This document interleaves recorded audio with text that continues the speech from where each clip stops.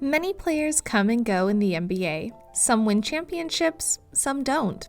Some make a ton of money, some don't. Some have 15 minutes of fame, like Chris Humphries, and some are legends, like Michael Jordan. But before we jump into the NBA players that will be forgotten about in 20 years, please remember to hit the like and subscribe buttons, and make sure to share the video if you enjoyed it. First on our list, Kyle Korver.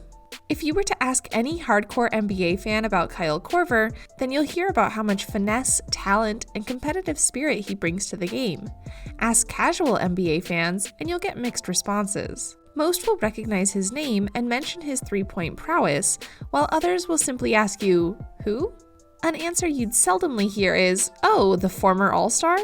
Korver is most remembered as a solid NBA player who was an incredible three-point specialist and also played alongside LeBron James during LeBron's second tenure in Cleveland. Korver has helped many squads get to the playoffs with timely and big, deep buckets, but his name will most likely be washed out of the brains of NBA fans in 20 years.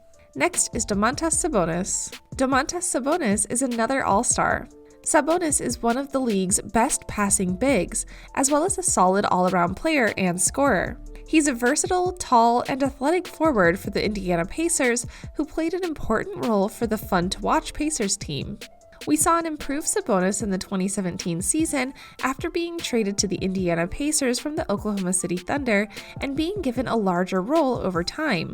The young man has become a focal point of the Pacers' offense, on top of the improved rebounding he has offered from his hustle. In his first 2 seasons with the Pacers, Sabonis led the team in rebounding with 8.5 rebounds per game. This season, Sabonis stepped up his rebounding production and averaged 12.4 rebounds, leading to a Pacers franchise record of 50 double-doubles in a season. Domantas Sabonis has a great partnership with Malcolm Brogdon.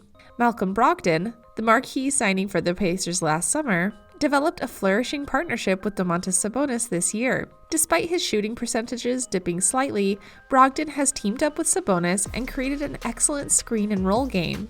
Domantas Sabonis has become a proven closer and has proven he can play with any big or player. But do we know him now for being one of the game's best young forwards? Yes, but will that change in 20 years' time? Probably so. The one and only John Wall. John Wall is a 5-time NBA All-Star. Wall made his All-Star appearances as the superstar in Washington.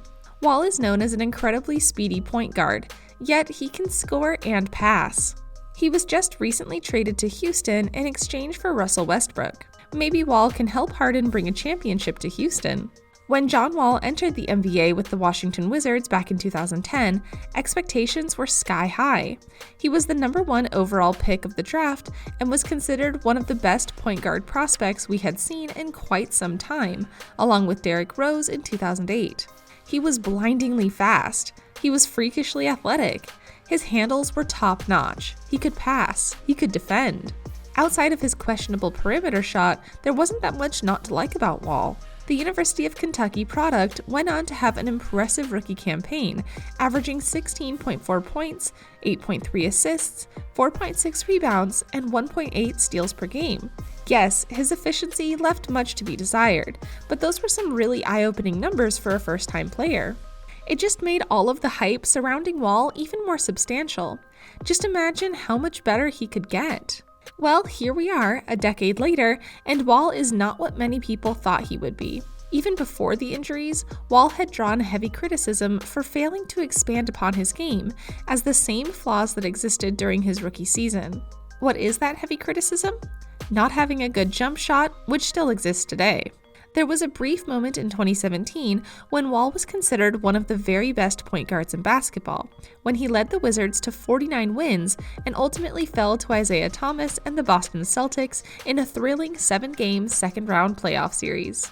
But during that series, Wall's lack of outside shot was on full display, as was his tendency to fade down the stretch of games.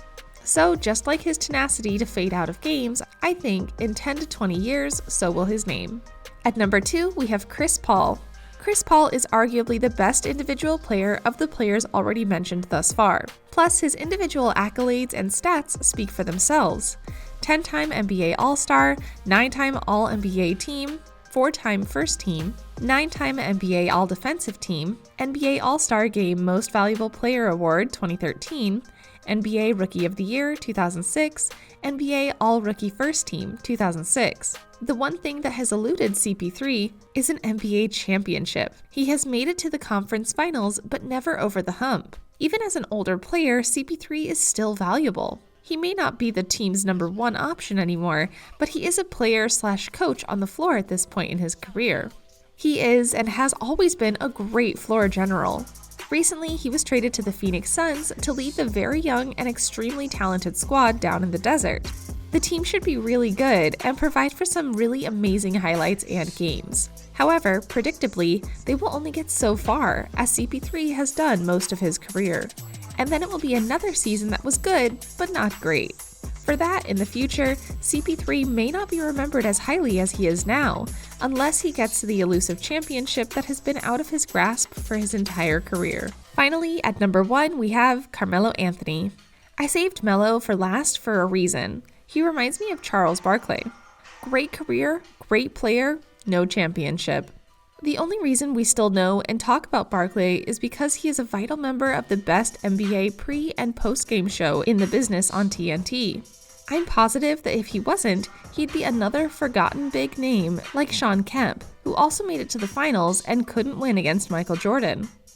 Some of Melo's career accolades are NBA scoring champion in 2013, a 6-time All-NBA selection, 10-time NBA All-Star, NBA Rookie Challenge MVP 2005, NBA All-Rookie Selection, First Team 2004, 3-time NBA Western Conference Player of the Month, 3-time NBA Eastern Conference Player of the Month, 11-time NBA Western Conference Player of the Week, 8-time NBA Eastern Conference Player of the Week, 6-time NBA Western Conference Rookie of the Month. These all speak for volumes about the player he is. But just like CP3 and the other players mentioned, they will be forgotten over time if they cannot get a ring. Thus far, Melo is known as a great scorer who has gotten far, but not far enough. And that will not be enough for him to be remembered among the elite in the game a decade or two down the line. Check out some of these videos.